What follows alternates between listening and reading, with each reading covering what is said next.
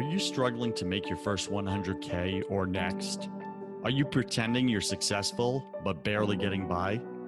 Are you tired of comparing yourself to millionaires and billionaires who make it look so easy? Welcome to First 100K, the #1 entrepreneur voice in America. I talk about the important things that no one else is talking about, like how to make your first $100,000, because I believe this is where 90% of entrepreneurs get stuck. And I tackle the mental game of entrepreneurship that we all secretly struggle with but won't admit. My guests are successful entrepreneurs who share their mistakes, their #1 fears, their daily habits, and their superpowers that push them over the 100K mark. I'm your host, your coach, your friend, Joseph Warren. I'm also a 10-time failed entrepreneur and the owner of 2 co-working spaces here in Tampa, Florida.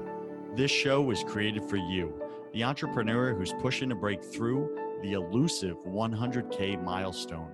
Wherever you are in your business, you're just 100K away. Do you wish growing a business was easier?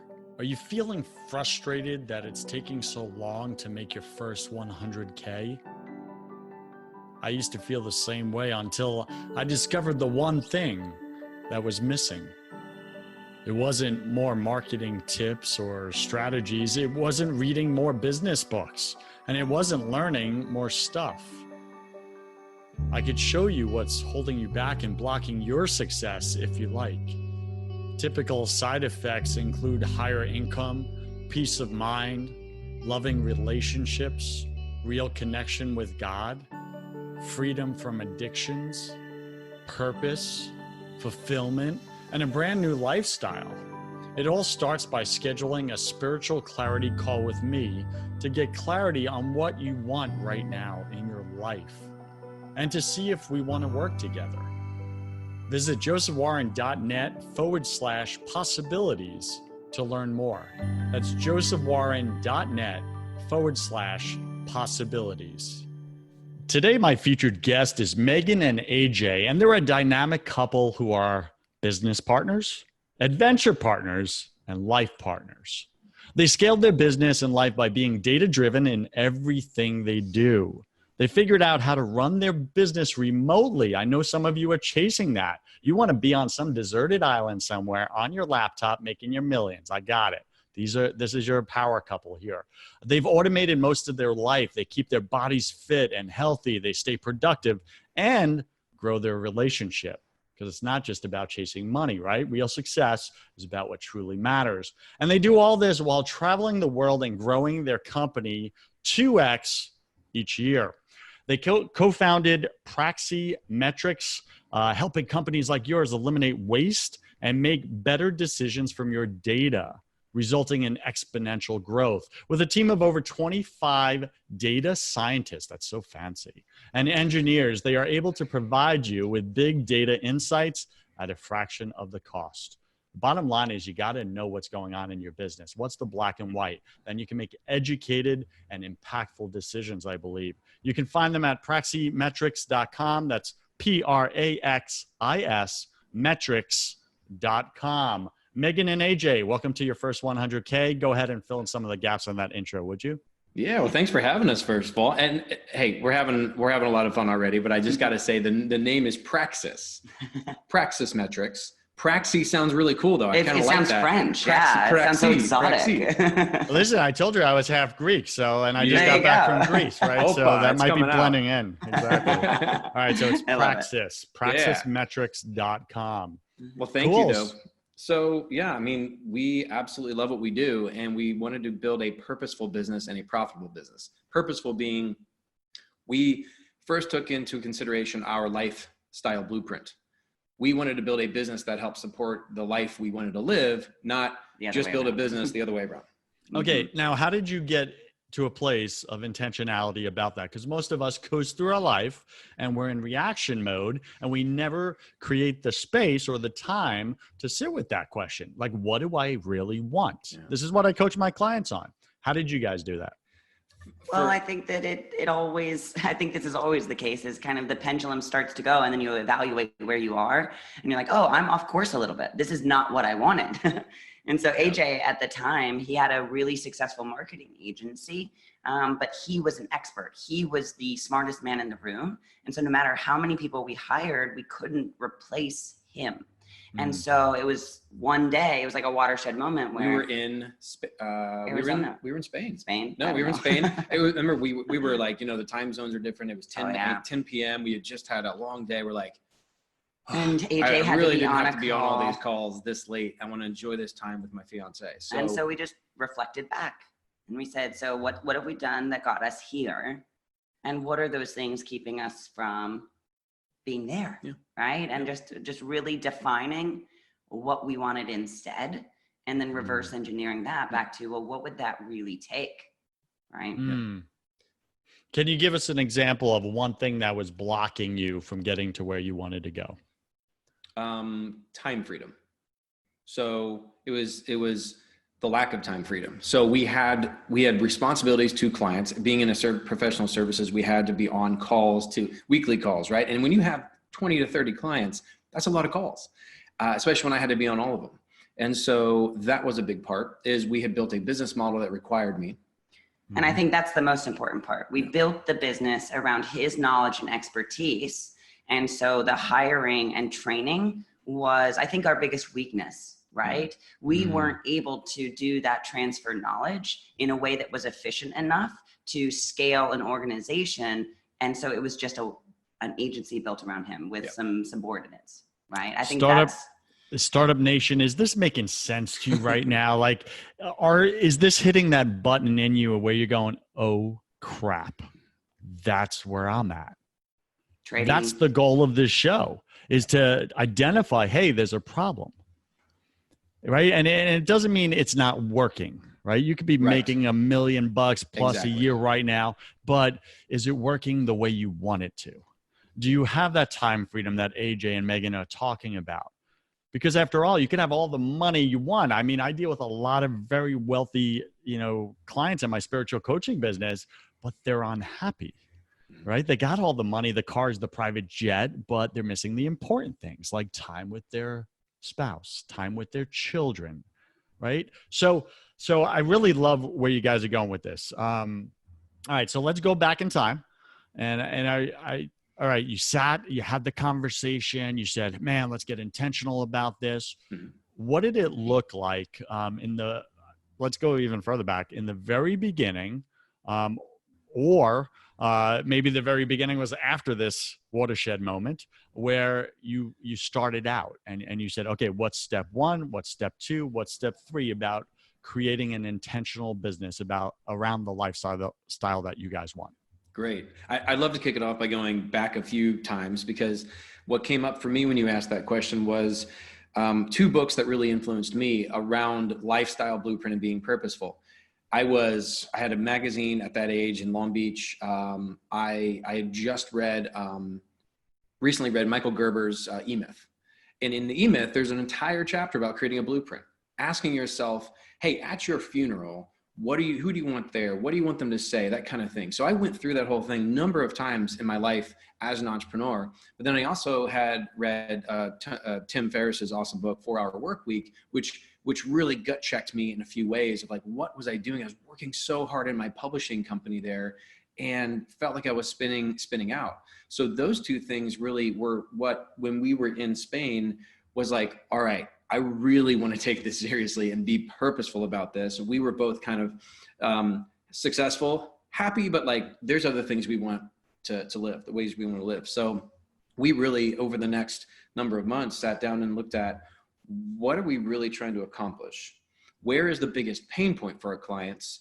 And for us, and I think that was that, we were trading time for money. Mm-hmm. And so if you want more money, you need to give more time. And that's just an equation at some point that caps out, right? And so by taking a step back and looking at that equation and saying, well, how can we get a multiplier in there? And really, multipliers are people. It's other people that can help you work and a machine that works when you're asleep. Smarter people than us. Right? Smarter people than us. Smarter people. As well as technology that leverages, skill sets to have exponential growth. And then the big one was MRR, monthly recurring revenue. How do we put in one initial effort and have it continually paying us over and over again and let that keep stacking up for exponential growth? Yeah. Those are our three criteria to be able to give us that lifestyle that we already knew what that was. Mm-hmm. All right. So how did you go about building that? And here's what I'm going to ask very specifically. What are your top 3 tips or strategies that you guys used to hit your first 100K and past that once you got intentional about the business you wanted? At that point, we were past 100K. Well, but we had to pivot. So but we did have to let's pivot. imagine Right. that completely stopped. Got it. Like that entire agency basically died that day. Meaghan, we killed it. Meaghan, thank you for getting where I was going. That's exactly where I was going, because that's your new ground zero. Yeah.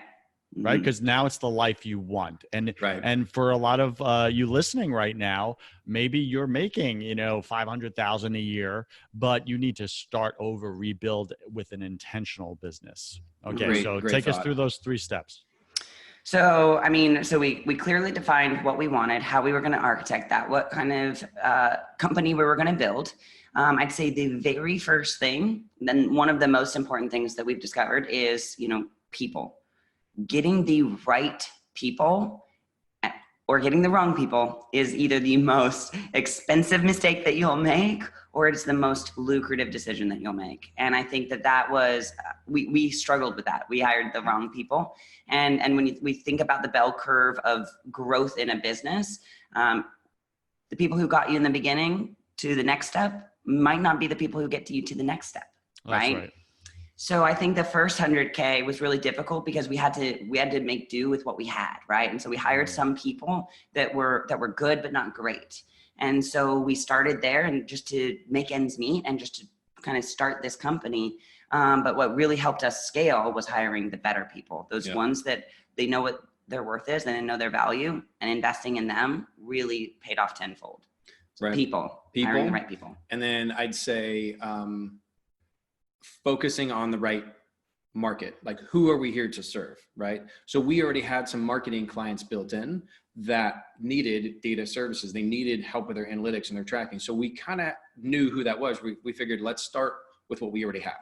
So what are those resources, assets that can transfer over or are right there, low-hanging fruit that we can maximize? And that was the focus part of like, okay, we're going to serve these customers. Let's take these new services, and we had to package all that in a way that was, hey, we're new at this, but like, we're going to do our best. We're going to give you good results. We're going to promise X and deliver Y. And we went at it with a lot of focus. Mm-hmm. That's the second one. And to kind of build on that one, I think that, especially in those days, our mantra was easy and effortless. Mm-hmm. What is easy and effortless? Who is the demographic that we can serve right now that is easy to capture, easy to educate, and easy to serve? And let's not go and try and bite off more than we can chew, right? And importantly, how do we provide incredible value?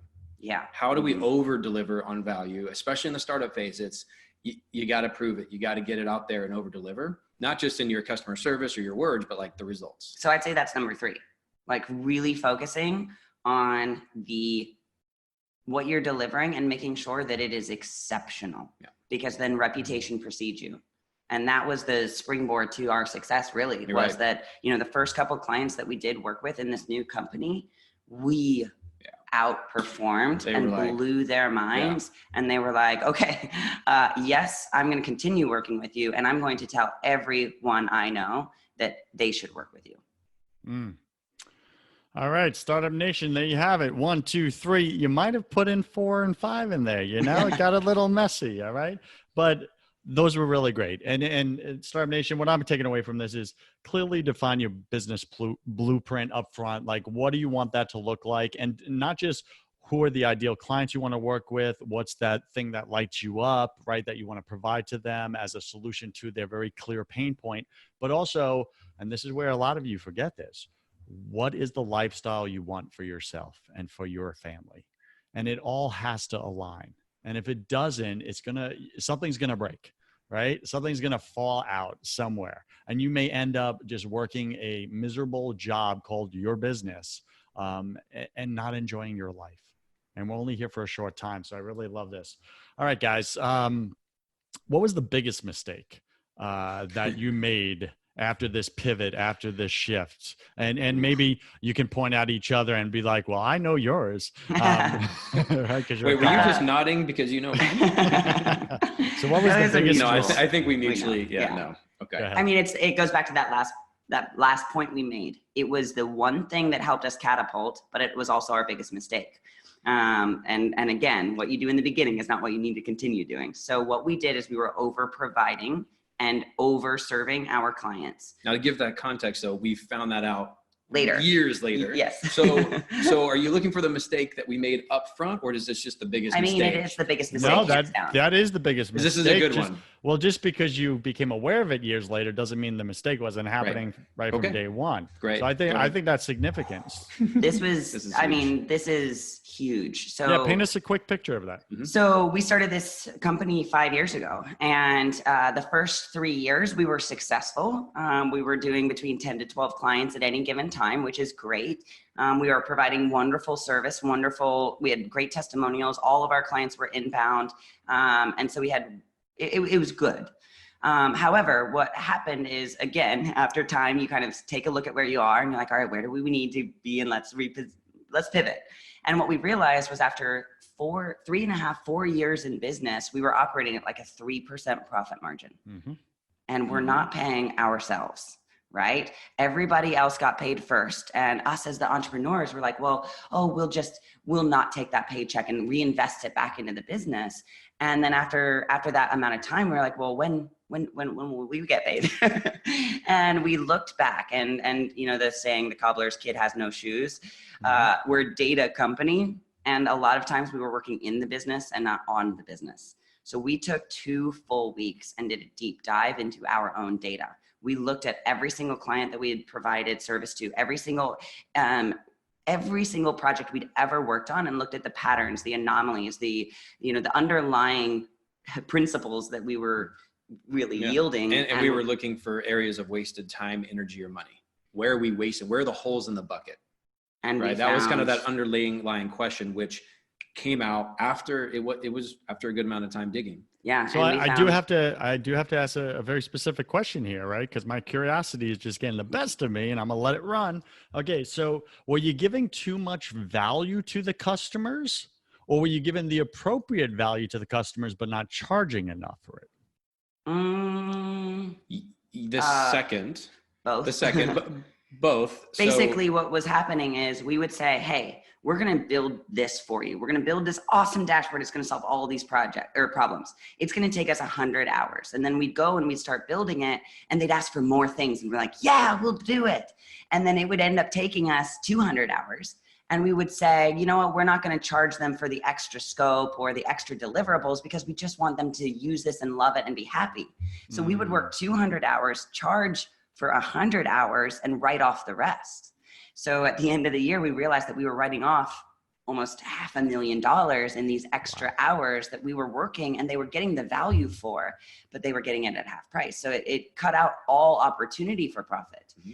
And so once we made that discovery, we just made one simple shift in our organization, and we said, okay, moving forward, we're just going to cut out the number of hours that we write off. So that was December. By January, we want to write off 75% less than we did before, then 50% left, right? And by March, we were writing off 0 hours, and our customers were not upset with us. We thought there'd be huge blowback. Oh man, you're charging us twice as much. And they're like, no, this is exactly what it's worth. We just weren't charging. We were in the startup mode, proving ourselves, and we forgot to check ourselves, look at the data, analyze the data, say, you know what, we're at this point where we need to own where we're at, and we're worth every single hour we spend doing this, and then some. Startup Nation.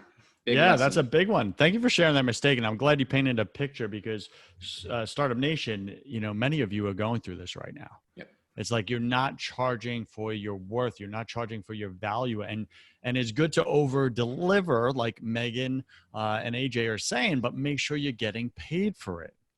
Right? Make sure you're not taking a loss and your customer is the only one winning in your relationship. That's problematic, and it's not sustainable. Right? So that's key. We're all about value, 3 ways. All right. So let's shift the focus here. Why do you think that 90% of entrepreneurs are struggling to make their first 100K? That's a great question. Well, That's why while I you asked think about it, while you think about it, I've got one. For me, it's going back to what we just said. Like my justification to not, and it's not necessarily making your first million, but making your first 100,000, but paying yourself out your first 100,000. That was my big struggle, because for me, it was always, okay, well, I want to hire that new person to take this off my workload, or I want to do this so that we can provide this new service. And so it was always very difficult for me to justify taking money out of the company. But it yielded. I got to ask, Meaghan, what was the voice in your head or the limiting belief that was making that real for you? I don't know that it was a limiting belief. I believe that it was a belief in the potential of the business, that I believe so much that, hey, if I put in this 100K into the business, I can turn it into $1 million. And so I don't know that it was a limiting belief. It was an ego, but I struggle with that. Being vulnerable. And yeah, being vulnerable.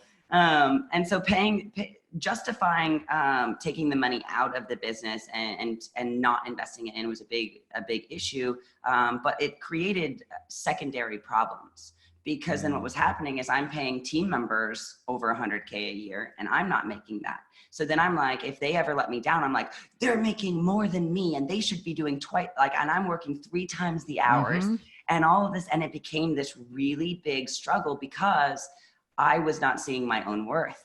And so I was doing jobs that were way beneath me because I'm the entrepreneur. I need to, pay my dues. So paying myself out was a really big emotional struggle. And then once I started, taking the money out, I was like, okay, now I'm starting to shift my perspective and shift my relationship with my employees, because now I value my time more. If I'm taking that money out of the business, then my time needs to be extremely valuable. Yeah. And let me just speak to this real quick. So Startup Nation, like, this is a common problem, what Meaghan's describing. I'm so glad she's being real and vulnerable about it. And so many business owners, they pay their employees first. They forget about themselves. They're like, oh, I'll get mine down the road or whatever. Let's just keep building. But it actually creates, or you create, your own bitterness and resentment in your company and with your team. Well, how's that going to scale? Do you want to scale bitterness and resentment? That's not a good thing, right? So really just stepping back with that and being intentional in paying yourself, I think, is also a good roadmap for yourself. And maybe do similar to what AJ and Meaghan did earlier on with ramping down. I forgot the actual thing. Sorry about that. But here's what I want to say is start every single month. Hey, I'm going to pay myself 10% more this month. Right. And then next month, I'm going to pay myself 10% more, and slowly ramp up your own income, your own net profit out of the business. And I think that's a good way to do it. What do you guys think? Totally agree. And one of a really game-changing book for us was Profit First. And honestly, I was lucky. Meaghan is so gifted with numbers. She's incredible and she's very disciplined. And so she was actually kind of doing this on her own, which was taking every single piece of income and making sure that it is, because we believe in multiple different bank accounts so that we can put stuff in the right place. And she was really, really amazing at putting profit away for us at first, and taxes and all that stuff. So money management is crucial, whether you have $10 of income or you have 100,000 or $1 million or whatever. Those are the basics, and she was phenomenal. So once I read that book, and I'm pretty good with money, but she was super disciplined. And I think that's a big game changer to get you that 100K is what are you doing with your money right now? So good. So good. I know so many, self-employed business owners, and their lifestyle is at the same level of their income, and they're not putting anything away. And it's literally break even every single month. And some of them, I would see them do amazing amounts of revenue in a month, and they ended up broke by the end of the month. And I'm like, I don't get it. And it was just poor money management is what it came down to. Exactly what you're saying, AJ. And energy management too. I think it's when you're bottled up and you haven't paid yourself for a while, and then you get that big thing, you're like, I need a release. I deserve this. I want to give myself this thing, but then it's it's way overboard. And that's where they go on the shopping spree. Right. And then they buy all the crap they don't need, and then they feel like crap afterwards. And they're like, oh man, I'm gonna have to make it up next month. And then they go back to the grind and hustle. What kind of rat wheel is that? Yeah. Not a fun one. Not one we sign up Nope. for. Amen. Preach. All right, guys. So time moves fast, especially when I have two guests because we got twice the answers, right, coming at us. So I want to shift this into my favorite part of the show. Welcome to the hustle round. This is where I'm going to ask you 10 quick fire questions. We're going to do it real quick because there's two of you, unless you want to answer as one person, because you're a couple and all Of that. one mind. One mind. Let's see how good you are in answering each other. No, I'm kidding. And it's just for fun. So don't make big of it or whatever. But before we go there, Startup Nation, we're speaking with Meaghan and AJ, and you can find them at praxismetrics.com. Praxismetrics.com. All right, guys. What is your favorite thing about being an entrepreneur? Go. Favorite thing about entrepreneur, the creative process of like coming up with the idea and the plan and executing it. Being able to work from bed in a robe without a standard dress code. There you go. And Meaghan, that's the freedompreneur right there. Yeah. That's what you did. All right. What's your least favorite thing about being an entrepreneur? Working 18-hour days when nobody is watching. Like, would somebody please pat me on the back and tell me how great I am? I just worked 18 hours. What are you most afraid of? AJ's not afraid of anything. I'm afraid of everything. I'm afraid of not feeling secure. Financially? Financially secure, emotionally secure. That's real. Yep, that's a good one. Mine? What? Yeah. Just not having you around. No. Not having you around. I want to do everything with you. I just want to do a group hug right now. Okay. What did you guys spend way too much time doing your first year in this business? Oh my. Way too much time managing expectations. What do you mean? Well, of customers, like not that it was negative, but just so much time overseeing too many things in the business, like spending time doing everything as opposed to just the ones that were in our strength. Got it. Does that make sense? Yeah. Focusing on the most impactful moving parts in the business. I get that. Anything for you, Meaghan? Or same thing? Yeah, I think just not spending time where our superpowers are, right? Yeah. We did all of the roles for a very long time, not outsourcing those and just investing a little bit up front in other people. Yep. Yeah, this comes up all the time on this show. Absolutely. What secret fear do you have about people? Secret fear about people? That's Meaghan. I love people, so I don't really have any fears around people. I truly, I'm the people person. Nothing comes to mind. I outsource the people person to him. I'm not a people person. So my fear from people is that they let me down. I have high expectations. I'm a perfectionist, and I have some deep-rooted issues around people letting me down. Got it.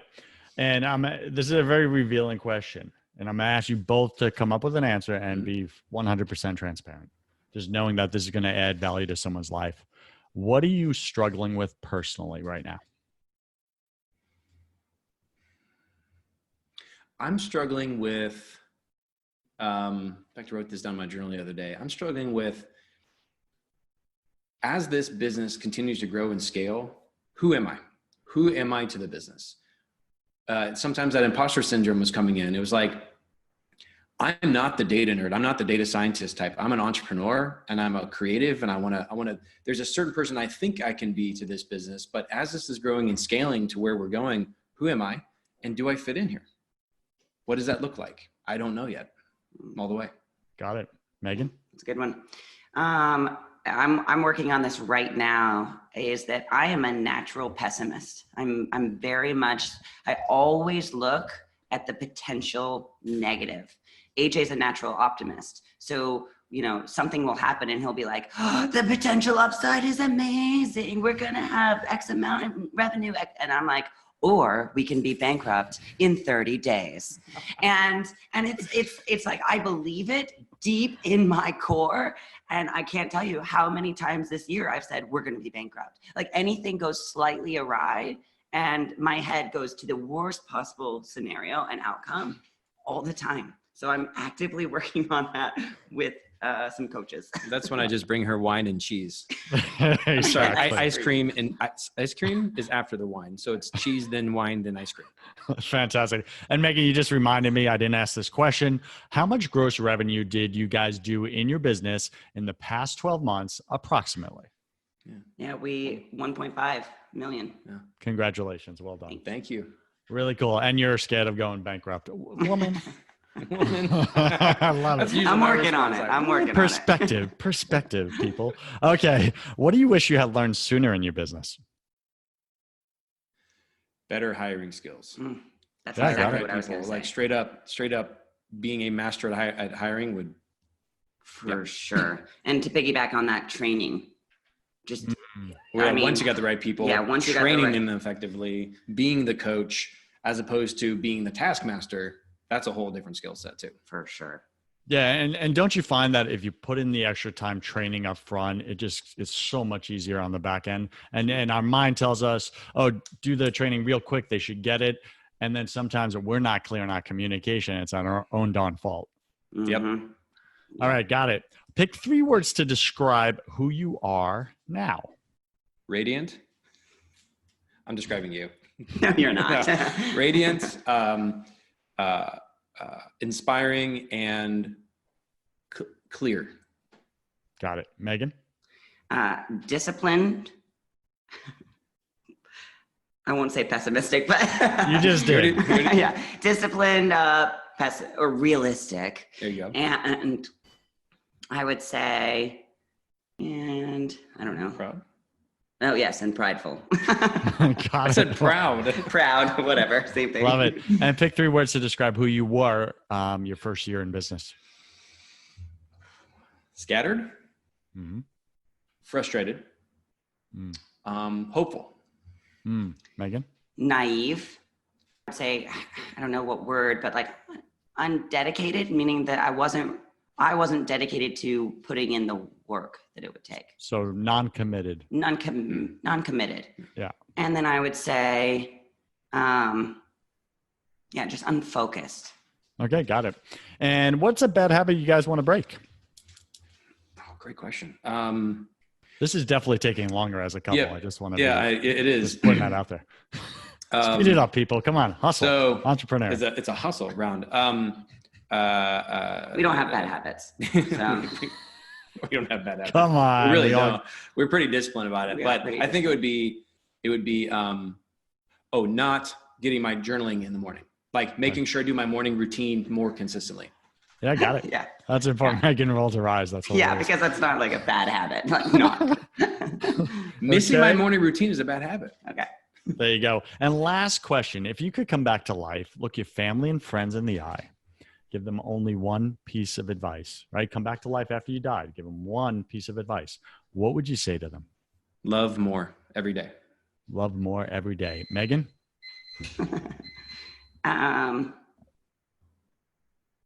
Focus on the things that matter. Focus on the things that matter, Startup Nation.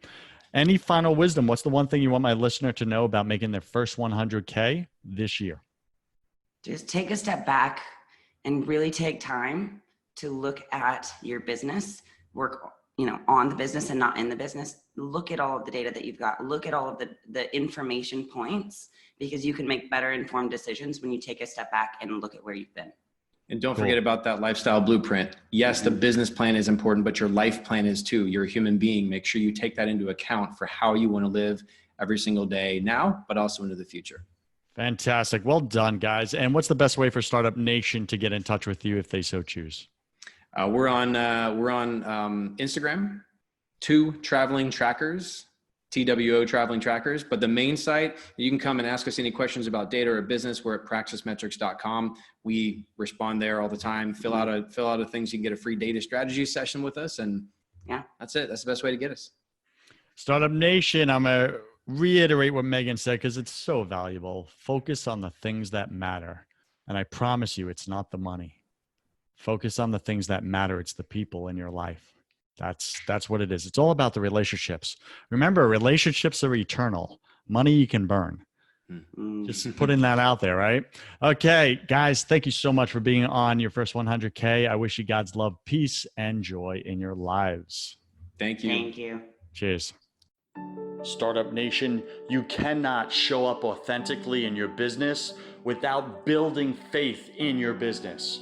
If you want to have that conversation on the faith side of things, go check out my other podcast called Broken Catholic. On that show, I interview all different guests about why the world isn't working right now. Plus, I tackle unspeakable topics that you may secretly struggle with, but won't admit. We gotta get your faith right to get your business right. Go to brokencatholic.com. I'm Joseph Warren, and you were made for greatness. So stop being a wuss and start being a winner. Have a blessed day, and I'll see you right back here next week.